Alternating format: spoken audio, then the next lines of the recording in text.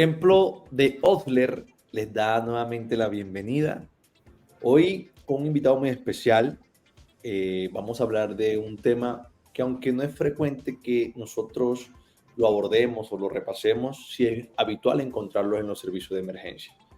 Entonces hoy hablaremos de intoxicaciones agudas. Vamos a dar un panorama bien importante del abordaje inicial y nos reencontramos nuevamente con el doctor Albertini y el doctor Guzmán. Profes, bienvenidos, ¿cómo están? Bien, Raúl, bien, hombre. Aquí contento de estar juntos otra vez aquí haciendo el podcast que nos reúne todos los jueves, que es los miércoles con salida los jueves. Y como siempre con un invitado experto en el tema. Hoy, ¿a quién nos traes aquí, Isaac? Cuéntanos. ¿Quién está haciendo parte del Templo de Osler hoy? Hola, Raudy, hola a nuestro invitado. Y bueno, en la costa tenemos la fama de que nos tratamos de primos todos, ¿no? ¡Ey, primo! ¡Ey, esto otro! Pero este sí es primo legítimo. Estamos con el doctor Dagoberto Serpa Díaz, primo y médico, especialista en medicina interna, especialista en derecho médico, magíster en toxicología. Dago es docente de pregrado de medicina en el área de cuidado del adulto y toxicología de la Universidad del Sinú. Además de eso, es docente de posgrado en medicina interna y neurología de la misma universidad que he mencionado, en la seccional Cartagena, y tesorero de la ACMI del capítulo Costa Atlántica, miembro de la Asociación de Toxicología del Caribe Colombiano. Dago, bienvenido.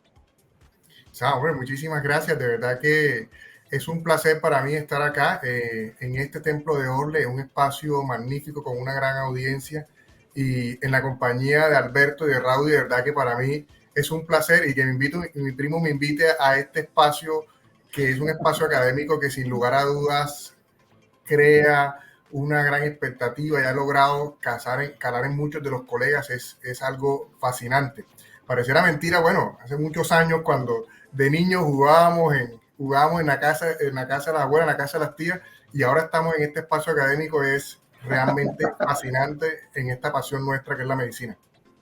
Ok. Y después de niños se intoxicaban con bebidas alcohólicas.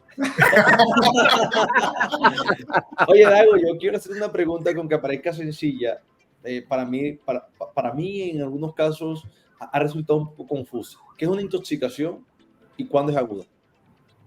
Listo. Bueno, el problema con las intoxicaciones, y cuando una intoxicación, y te voy a poner un ejemplo, yo puedo estar bajo los efectos de una sustancia y la sustancia puede tener un efecto secundario y eso no se puede entender como una intoxicación. Pero cuando esa intoxicación ya genere repercusiones en la salud, en la vida de la persona y comprometa y ponga en riesgo de esto, ya pasamos a ser una intoxicación. Porque yo puedo tener una sustancia en la cual yo me expongo y tengo unos efectos secundarios o unos efectos propios de la sustancia, pero ya cuando esto me comprometa la vida, ya entra a considerarse como una intoxicación como tal. El término de aguda va a depender mucho de algunas cosas y sobre todo si estamos hablando de metales pesados, si no estamos hablando de metales pesados, pero en términos generales son las que se presentan de forma rápida y que de forma sucinta nos van a generar un compromiso agudo del compromiso del paciente. Generalmente hablamos más de intoxicaciones crónicas a las intoxicaciones de metales pesados, que son debidas a exposiciones mucho más duraderas, mucho más tiempo y que van a generar repercusiones que se van a ver a lo largo del tiempo. Pero no hay un término definido como tal vez de pronto nosotros hablamos en enfermedad renal crónica, que hablamos de una lesión renal aguda menos de 3 meses y en una insuficiencia renal crónica por encima de los 3 meses. Sí, desde hace muchas décadas, muchos siglos, ¿no? Se mencionaba los xenobióticos y se decía que cualquier sustancia en la dosis incorrecta podía ser tóxica. Es decir, cualquier componente no necesariamente tiene que ser un veneno o tiene que ser un agente tóxico de entrada, pero casi que cualquier sustancia podría convertirse en tóxico si se daba en la dosis inadecuada. Alberto, es una parte importantísima que acabas de decir. Que cuando los estudiantes me dicen, mire, vean, el primer problema que tenemos con las intoxicaciones es que sumados antídotos y antagonistas, llegamos a una lista más o menos como de 45. Principal problema, ese es el primer problema. Pero el segundo problema es que nosotros en nuestro medio, esa lista de antídotos y antagonistas, la disponibilidad es muy corta. Pero cuando yo comparo con la lista de tóxicos, la lista puede ser infinita, porque cualquier sustancia a dosis que no estarían adecuadas o terapéuticas nos podrían intoxicar. Entonces, no solamente un veneno, no un medicamento, sino cualquier sustancia que está en nuestra vida cotidiana que pueda generar efectos nocivos sobre la salud y que nos puedan comprometer la vida, nos puede sellar como se considera una intoxicación. Ok, doctor. Y quería arrancar con mi primera pregunta. Vamos de lo grande a lo pequeño, como hacemos en el templo de Osler, de lo que es bastante conocido o digamos grande dentro del tema que vamos a tocar, y después a la minucia. Entonces comencemos con los servicios de urgencia. Probablemente el tema toxicológico es de las cosas más difíciles de abordar en el servicio de urgencia, primero por la rareza, porque no es, a pesar de que estamos familiarizados con qué es la toxicología y con algunas intoxicaciones muy particulares, esto puede ser, como lo acabas de mencionar, muy grande, muy amplio. Y es la razón por la que la literatura ha dividido esto en toxidromos. ¿Cuáles son, Dago, los toxidromos que conocemos? Es decir, ¿cuáles son los toxidromos descritos en la literatura? Los toxidromes clínicos. Los más habituales, los más habituales. Los más habituales, listo, perfecto. Esa es una herramienta útil y sencilla. ¿Por qué? Yo lo llamo que los toxidromes son una herramienta costo efectiva para el abordaje y la identificación del agente causal en una intoxicación aguda. Los más conocidos son el toxidrome anticolinérico y el toxidrome colinérico. Hago un paréntesis o hago un punto aquí en el toxidrome colinérico por una sencilla razón. Dentro de los colinéricos, el agente causal principalmente están los organofosforados y los carbamatos, pero tenemos que tener presente lo siguiente. Las intoxicaciones por organofosforados y carbamatos tienen tres tipos de manifestaciones: nicotínicas, muscarínicas y a nivel del sistema nervioso central. Pero cuando específicamente hablamos de toxidrome colinérico, está hablando de manifestaciones muscarínicas. Eso es importante que lo tengamos presente, porque podamos encontrar pacientes que acaban de ingerir un organofosforado y las manifestaciones que priman al principio son nicotínicas, dijimos, no entra dentro de ningún toxidrome.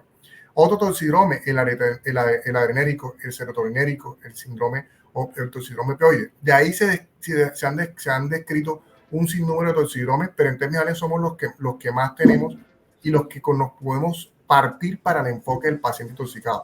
Por una sencilla razón, los toxidromes son una medida costo efectiva. Yo digo que eso es una medida que tiene una ventaja, que la objetividad de la identificación del tóxico es magnífica, es decir, o sea, es muy buena cuando uno logra identificar un agente causal a través de un toxidrome. Y la otra ventaja es que yo lo llamo una cosa que también no la voy a encontrar en la literatura. Cuando alguien me dice, doctor, por favor, preséntenos los toxidromes, yo en una charla siempre realmente la denomino 5 minutos son suficientes. Y ustedes dirán, ¿por qué 5 minutos son suficientes? 5 minutos son suficientes para identificar el agente causal cuando sea un agente causal único, porque esa es la única desventaja de los toxidromes. Cuando sean agentes causales múltiples, tenemos una limitante. Y ahora les explico más adelante por qué 5 minutos son suficientes para identificar la causa de la intoxicación. Ok. Ajá, doctor Guzmán, ¿qué dice? No, es interesante porque uno cuando lee el tema empieza con ese abordaje bastante, déjame decirlo, fisiopatológico, ¿cierto? A mí me gusta un poco más el abordaje más práctico y clínico, que lo venía hablando anteriormente con Dago, y es, antes de llegar a esos toxindromes que él ya ha mencionado, y Alberto y Raudy, es la actitud del paciente al momento de evaluarse en el servicio de urgencia. Así es, vamos a encontrar básicamente un paciente excitado, un paciente deprimido o un paciente con una actitud neutra, ¿no? El estado de excitación, llámese un paciente midriático, taquicárdico, ya ahondaremos en el tema, creo que nos debe orientar a determinados toxíndromes, que uno de los cuales ya han mencionado ustedes, y a su vez el estado de depresión y demás. Yo quería preguntarle a Dago ¿qué es en su experiencia lo que más frecuente ve y por lo que más frecuente lo llaman allá en Cartagena, por ejemplo? Mira, lo primero es que el modo de cómo se presentan las intoxicaciones. Lamentablemente en nuestro medio siguen siendo los actos de autolisis o las intenciones de autolisis o la idea suicida, que son las principales causas de intoxicaciones. Seguido en segundo orden, tal vez de ¿Con qué, Dago? ¿Con qué? ¿Con qué? Lo principal, La literatura a nivel mundial lo que describe son medicamentos y lo que nosotros vemos son también medicamentos. Okay. Ahí dentro de esos medicamentos la literatura mundial describe mucho acetaminofén y te soy muy sincero, acetaminofén lo veo más que todo en niños y por descuido de los papás, tal vez en la dosificación que se utilizan y hay que tener mucho cuidado sobre todo las concentraciones. Recordemos tal vez cuando nosotros estuvimos en pregrado teníamos una sola concentración, 150 miligramos en 5 mililitros. Ahora hay varias. Ahora hay varias, entonces eso limita y tal vez porque nosotros los médicos no tenemos la precaución, como es de venta libre y tal vez lo prescribimos y no especificamos el tiempo, se ven muchas intoxicaciones de ese punto de vista. Entonces yo te diría que en los niños, en términos generales, medicamentos, en los niños más acetaminofén, porque también se piensa que es inocuo y ya sabemos que no es inocuo y la razón es por, miren que incluso las que venían combinadas con opioides o derivados de los opioides tenían antes 500 miligramos y se bajó. Y por eso la dosis tóxica, por ejemplo, de acetaminofén en adultos es 4 gramos. Y yo le digo a todos mis estudiantes, traten de no utilizar nunca los 4 gramos como dosis porque va a depender de la idiosincrasia de cada uno de ustedes. Y yo puedo tener, Alberto puede tener una dosis tóxica o manifestaciones tóxicas con 3 gramos, Raudy con 4, yo con 5. Es decir, va a depender de múltiples factores ahí. Entonces, en ese orden de ideas, la principal causa son los medicamentos y en los adultos, la principal causa de medicamentos por intoxicaciones son antidepresivos tricíclicos. Es lo que yo más veo en mi práctica. Y es una cosa importante nosotros que somos internistas y es que hay que preguntar sobre todo sobre los medicamentos que están recibiendo y consumiendo los familiares. Okay. Bien son los mismos medicamentos que el paciente recibe o bien son otros medicamentos que pueda estar el recibiendo. Ok. Perfecto. Bueno, yo quería preguntar algo, Dago, y es que existe la alerta, por lo menos en un país como Estados Unidos, de la toxicidad por opioides y del uso indiscriminado de opioides. En este momento está en la mira el tráfico de opioides y la ruta de opioides como narcotráfico en este momento. Pero en Colombia, ¿qué tan frecuente es la toxicidad por opioides? Nosotros sí nos vemos enfrentados a eso aquí como un problema. El problema va creciendo, las estadísticas no están muy claras, faltan algunos datos. Por fortuna no tenemos los mismos datos que se ven en Estados Unidos, pero el problema cada vez es más creciente. La limitante es que muchos de estos medicamentos están de venta libre y uno ve con preocupación esto. Aquí es importante cuando hablamos de opioides y cuando hablamos específicamente de fentanilo, pero sobre todo es que tenemos unas características clínicas o una triada clásica de los opioides. La dosis puntiforme, la depresión respiratoria y la alteración del estado de conciencia. Y una cosa importante, cuando es por meperidina, la miosis no es característica porque la meperidina generalmente no afecta o no produce tanta miosis como los demás. Y eso es un factor que nos tiene que ayudar a determinar. Y aquí entra a jugar algo. Cuando pensamos en intoxicaciones por opioides y cuando hablamos de antídotos, el único antídoto que nosotros utilizamos como prueba terapéutica es la naloxona y que tenemos la posibilidad. Por eso en algunos textos, cuando estudiábamos pregrado, nos hablaban del cortés de coma y la naloxona estaba dentro de eso. Y ahora en este momento no está dentro de las indicaciones de las opciones. Ok. Dago, mira que yo tenía pensado hacerte como primera pregunta lo que te decía o lo que te preguntó el doctor Isat con respecto a qué era lo que uno más se encontraba. Y normalmente uno como estudiante de medicina, incluso como residente, hace unas mnemotecnias mentales, acetaminofén, N-acetilcisteína, órganos fosforados, atropina. Y quizás eso no resulte tan fácil como uno lo tiene en la mente. Cuando nosotros nos afrontamos a un paciente que está intoxicado, aunque los, digamos, antídotos o agentes reversores, que hay algunos para algunos anticoagulantes ahorita, ¿cuál es lo inicial que hay que hacer en este paciente? Obvio, haces el manejo, el diagnóstico sindromático o toxidrómico, pero ¿qué hay que hacer? O sea, ¿qué hago? Porque a veces dicen, no, hay que ponerle una sonda, carbón activado, a veces no, a veces sí. ¿Qué es lo primero? ¿Cuál es el abordaje así que tú tienes que decir, esto tengo que hacerlo yo con mi paciente? Lo primero es que nunca he detectado y nunca los vianos del ABCD. Eso es lo primero, es decir, mantener constantes ¿Cómo? Repíteme eso, repítelo, por favor. Listo. El ABCD es fundamental, es decir, yo tengo que mantener constantes vitales.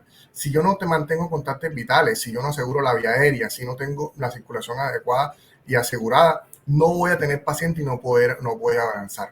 Lo segundo que tengo que determinar es si en realidad existe la posibilidad de descontaminación.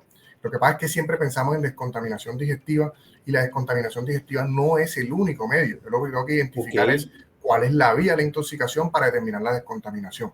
Generalmente hacemos la descontaminación digestiva y la literatura lo que dice es que uno debe contaminar hasta máximo 1 hora. Y la forma de descontaminar es utilizando una sonda nasogástrica.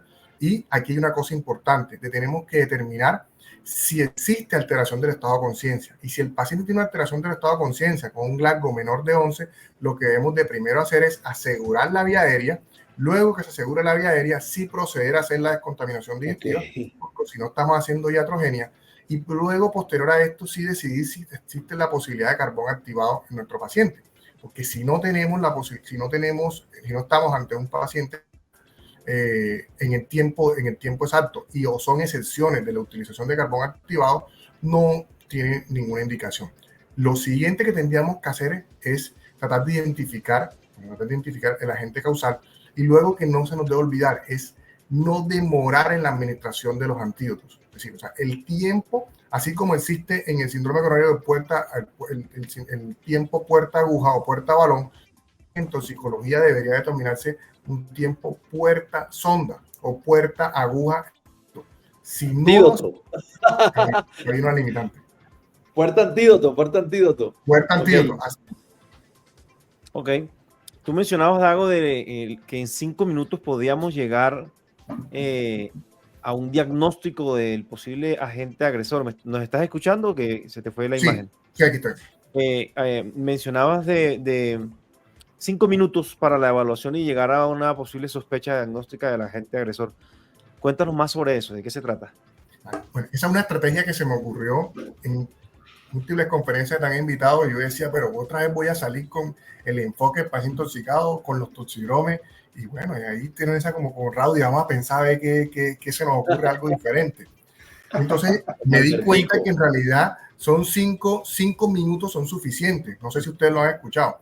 ¿Y por qué? Porque es que para los toxidromes, ¿qué tengo que evaluar? Frecuencia cardíaca, frecuencia respiratoria, evaluar la peristalsis del paciente, evaluar el estado de conciencia, cómo está sudoroso y la temperatura y la tensión arterial. ¿Y qué hago? Nuestros sistemas nos los permiten hacer en 5 minutos, porque yo lo primero que le digo a los estudiantes, coja lo primero lo que más se va a demorar, el termómetro, colóqueselo al paciente, y si usted comienza a contar de este momento, tiene 3 minutos para medir la temperatura, pero durante esos mismos 3 minutos usted puede ir midiendo la frecuencia cardíaca, si lo va a medir en 1 minuto completo, o si tenemos dispositivos como está un paciente monitorizado, la podemos tener la posibilidad, va evaluando la frecuencia respiratoria, evalúa la peristalsis, y ahí se consume solamente 4 minutos evaluando esas cosas, porque las pupilas las evalúa en 10 segundos, y te queda 1 minuto para irte a la tablita, y la tablita simplemente clasifica. A mí me encanta la tabla de los toxidromes, porque no tenemos la necesidad de saber, es que tiene que tener frecuencia cardíaca mayor de 100, y el otro toxidrome tiene que tener por 80. Simplemente es la clasificación que ya sabemos de los signos vitales normales. ¿Está aumentado o está disminuido? No existe otra posibilidad. Entonces, por eso 5 minutos son suficientes y podemos hacer el escenario, podemos hacer la práctica de eso. 5 minutos son suficientes para identificar el posible agente causal. Ojo, recordemos, los toxidromes, cuando yo los vi por primera vez, yo dije, Dios mío, esta es la mejor herramienta, con esto voy a solucionar los problemas de los pacientes intoxicados, pero lamentablemente no es así, porque tiene una desventaja, solamente sirve para un solo tóxico. Cuando se suman, nos limita ahí la oportunidad de esto.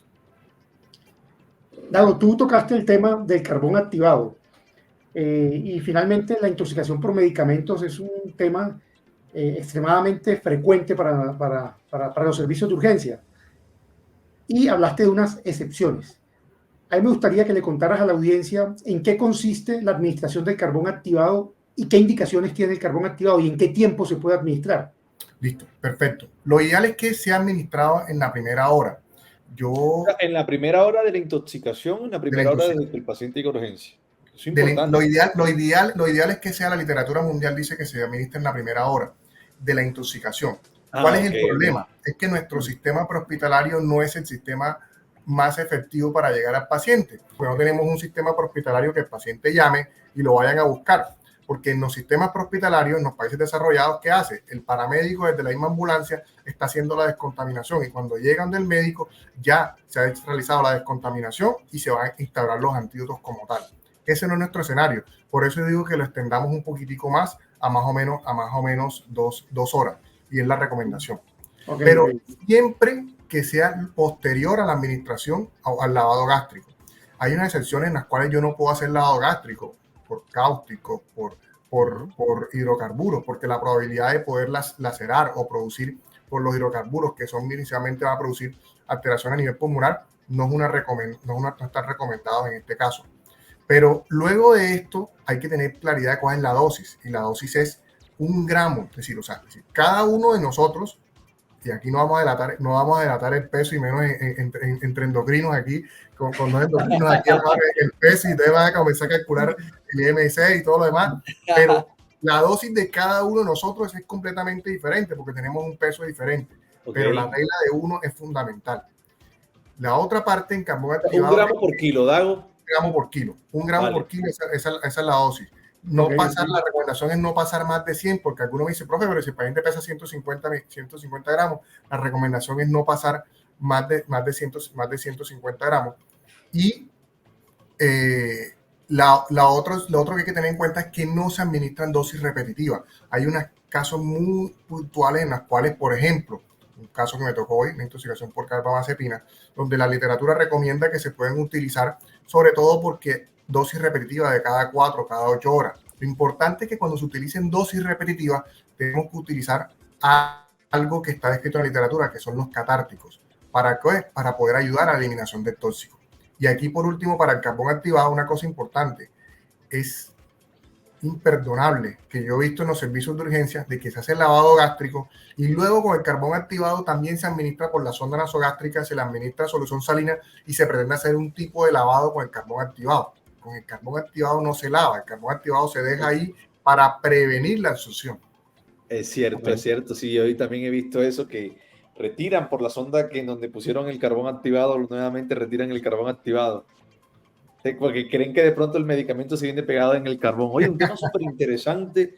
Y yo creo que estos datos van a ser muy, muy interesantes, no solamente para el internista, sino para el médico de atención hospitalaria.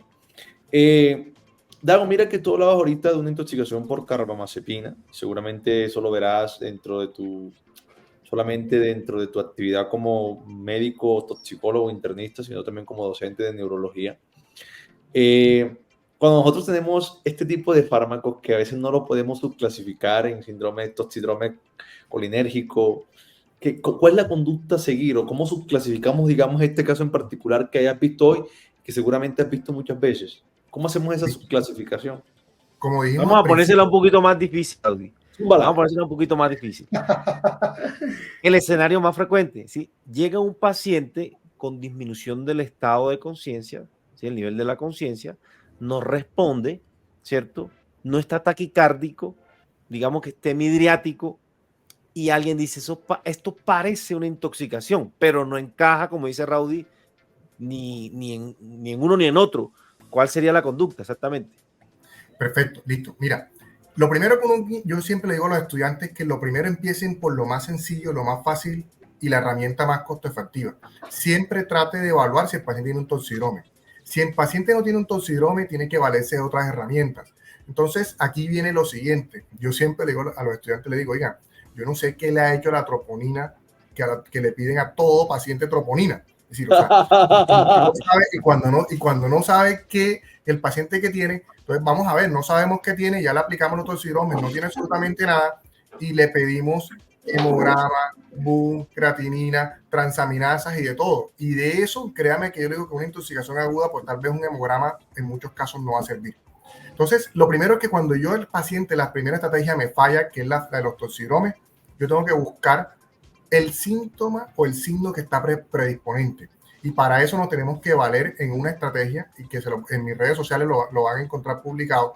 Y es un artículo que es de las clínicas de Norteamérica que tiene más o menos unos 10 algoritmos donde si lo que prima es la bradicardia, cuáles son los síntomas, los tóxicos que van a estar encargados de este síntoma, La Por ejemplo, sigla en este caso, Dago, yo te estoy entendiendo la idea, pero quiero llevarte un poquito más allá. El doctor lo que está predominando es que tiene alteración del estado de conciencia y ahí hicimos ABC.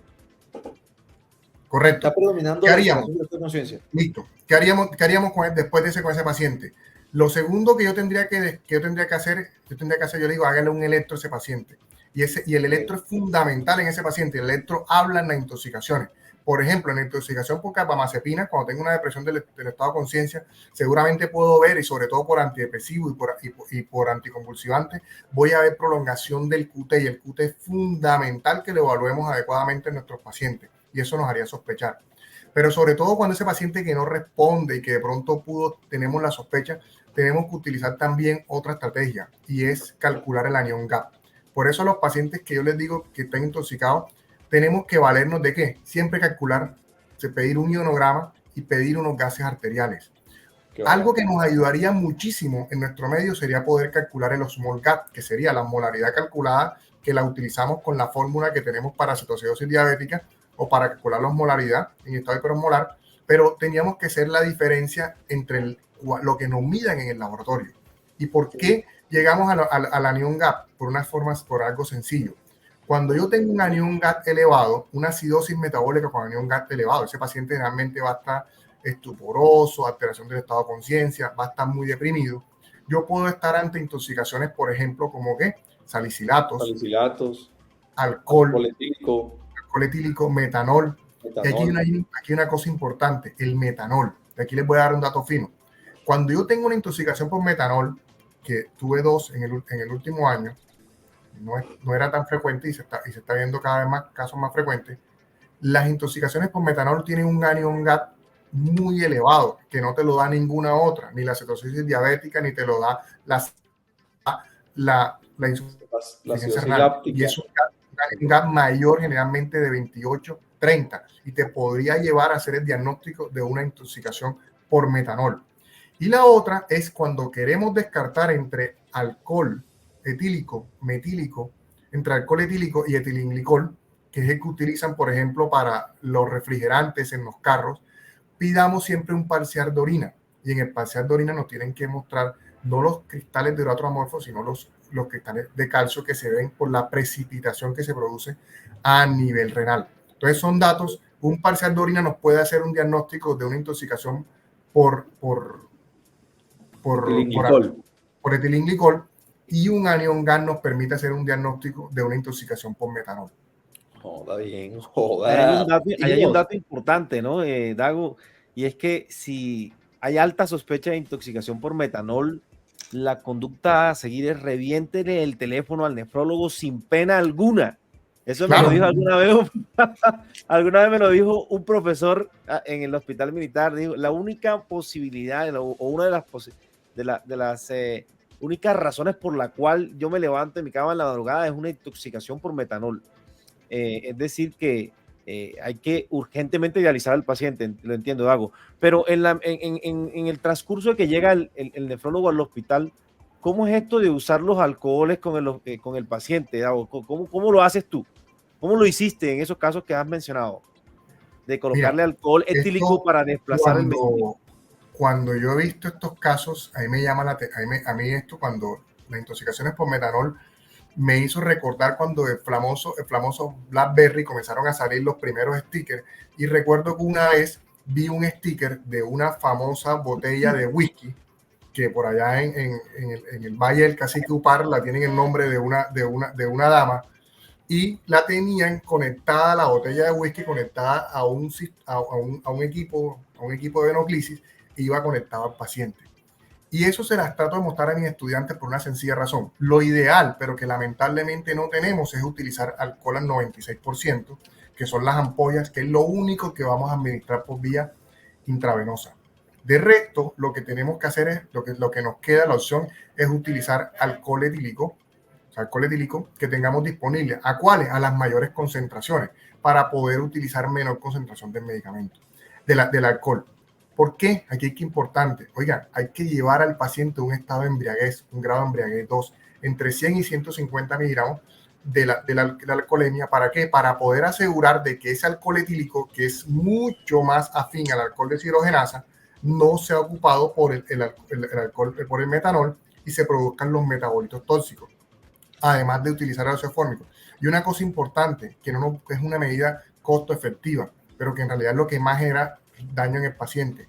Por favor, cubramos los ojos al paciente y no lo descubramos hasta que no tengamos la certeza de que los niveles están bajos, por lo menos de 50 miligramos, o que tengamos la posibilidad de descartar la intoxicación por metanol. Y sin lugar a dudas, hay que llamar al nefrólogo. O sea, esto es una intoxicación que tiene que dializarse. La forma de eliminar los tóxicos, y a nosotros nos decían por ahí, ¿te acuerdas cuando nos decían alguna cosa allá, que se comió alguna cosa mal? Tómate un vaso de leche y con la leche se elimina cualquier... Oigan, en las intoxicaciones los tóxicos no se eliminan fácilmente y generalmente los tóxicos tienen que dializarse, pero con un principio. Si usted tiene la duda de llamar nefrólogo, no tiene la posibilidad de tener nefrólogo, mire cuál es el volumen de distribución del tóxico. Si el volumen de distribución es muy alto, seguramente la probabilidad de dializarlo no es muy baja porque se va a ir a los tejidos. Y si son por metales, tenemos que utilizar quelantes para poder sacar ese tóxico. Okay. Yo quiero preguntarte algo que ha sido controversial, de hecho, en la literatura médica, y es respecto a la marihuana. ¿Se considera que hay toxicidad por marihuana? ¿El término o el concepto de toxicidad por marihuana existe? Mira, es un término controversial en relación, porque es que se ha pensado que la marihuana es algo inocuo y que no produce ningún daño, pero en realidad sí hay efectos tóxicos de la marihuana. Y cuando uno analiza los pacientes o cuando uno revisa a los pacientes, se da cuenta de que la limitante es que muchas veces no consumen solamente marihuana, sino que está sumada a otro tipo de sustancias. Hace poco tuve un caso que estuvo combinado marihuana, cocaína y metanol. Okay. Y esa combinación es fatal, sobre todo las dos últimas, cocaína y metanol, es fatal porque se produce un metabolito tóxico que se llama cocaetileno y que es 30% más hepatotóxico que la misma. Entonces, considerar que la marihuana es inocua es lo mismo que pensar que el acetaminofén es inocuo, es decir, o sea, producen toxicidad. Ok.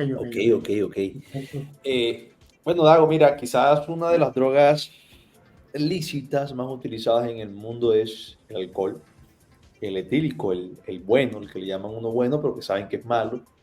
Es habitual encontrar intoxicados por este tipo de alcohol, por la cantidad que se tome, quizás de pronto en pacientes jóvenes, o es inhabitual. Sí es frecuente, y mira, y sobre todo ahorita cuando se combinan con sustancias psicoactivas, son otro tipo de sustancias psicoactivas. Okay. Bueno, entendiéndose el término viene en la discusión, es que es una sustancia psicoactiva. O sea, todo lo que me genera alteración de mi conciencia se tiene que entrar a considerar una sustancia psicoactiva, y en ese orden de ideas el alcohol también está. Sí, claro. Aquí el problema radica en que nosotros como médicos, y ustedes saben que tengo una especialización en derecho médico, es que tenemos que ser muy juiciosos en la hora de determinar el grado de alcoholemia de un paciente, porque generalmente ese estado de embriaguez puede estar asociado a un accidente de tránsito, a un evento directivo. Entonces, ahí, como muchas veces no tenemos la posibilidad de medir alcoholemia, tenemos que valernos de las tablas clínicas que nos permiten identificar el aumento del polígono de secundación, el nistagmo. No es infrecuente tener intoxicaciones por alcohol etílico. Ok.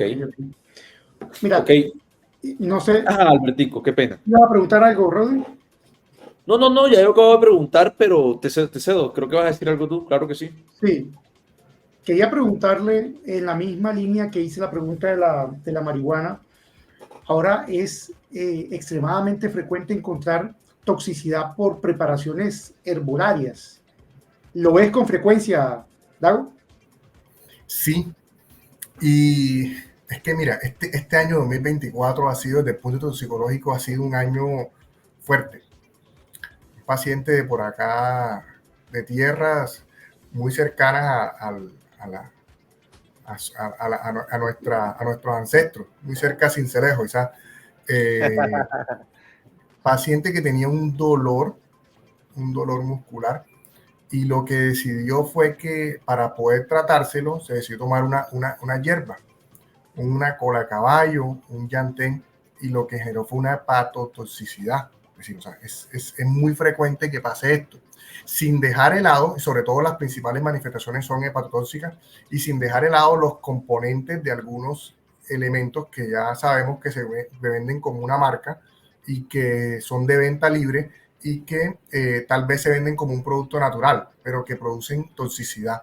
Entonces, sobre todo los principales síntomas que los principales síntomas que se ven son a nivel hepático, y la hepatotoxicidad es muy frecuente en los consumos de sustancias o de hierbas que se consiguen en los campos. Ok. Yo quería hacer una pregunta, Dago. Mira, recientemente, para ponerte un caso muy particular que está ocurriendo en Colombia, nos han llegado y se han reportado cerca de 17 pacientes con síndrome de Cushing asociado a una sustancia que se llama un número, para no hablar de ella. Es una intoxicación. Bien, bueno, lo que uno tiene que determinar... El producto estaba contaminado con clobetasol y Ok. tienen todos síndrome de Cushing. Listo, mira, si el producto está contaminado, ya entra primero, que es decir, hay un tema bastante delicado, y me tocó una vez un caso en el cual el producto está contaminado. Si ese producto genera no eventos adversos, sino manifestaciones que comprometan la vida del paciente, Sí, ya claro. esto se considera, ya tiene que entrar a considerarse una intoxicación. Ok. No conozco el caso puntual del medicamento que me estabas diciendo, pero si ya esto te compromete y te genera alteraciones en el paciente y puede componer en riesgo la vida del paciente, ya se considera una intoxicación. Sí, estos pacientes, cuando suspendieron, hicieron insuficiencias adrenales y están hospitalizados. Tenemos 2 hospitalizados aquí todavía, y quería preguntarte si estaba en el contexto. Digamos, no es algo tan agudo, pero pues el paciente tomando ese medicamento se intoxicaron. Profe, cuente. No, hay una cosa que yo le quería preguntar a Dago, y es que usualmente cuando se sospecha una intoxicación en urgencias, lo que se le viene a la mente inmediatamente al médico es: tengo que pedir tóxicos en orina. ¿Qué tan frecuente es que ese paraclínico que pedimos tóxico en orina permita tomar conductas? ¿Es realmente útil? ¿Qué sugieres al respecto? O sea, voy a ir más allá. ¿Todo paciente que se sospeche intoxicación aguda debe ser solicitado un tóxico en orina? Mira, yo me río porque después de la estrategia, después que yo conocí los toxirómeros y que yo dije que yo lo que hacía, con ese momento no estaban los celulares como ahora, yo decía, yo tenía una tablita de toxirómero y lo tenía aquí en mi batica. Y ¿cuál es el problema? Le decía, en este bolsillo tengo los toxirómeros y en acá abajo voy a tener siempre un test car de drogas en orina. Y yo tal vez consideré que era la solución para eso. Y no es caro, cuestan aproximadamente 30,000 pesos. El problema es que uno tiene que tener claridad de que lo que uno va a buscar en orina son los metabolitos. Y generalmente que va a buscar metabolitos de medicamentos y principalmente de drogas. Y aquí es importante. Si usted piensa en sustancias psicoactivas como cocaína, como marihuana, o va a pensar en benzodiazepina o en opioides, nunca los pida en sangre porque su metabolito es muy rápido, se van a eliminar, y lo que tienen que buscar son metabolitos tóxicos, los metabolitos que estén en orina.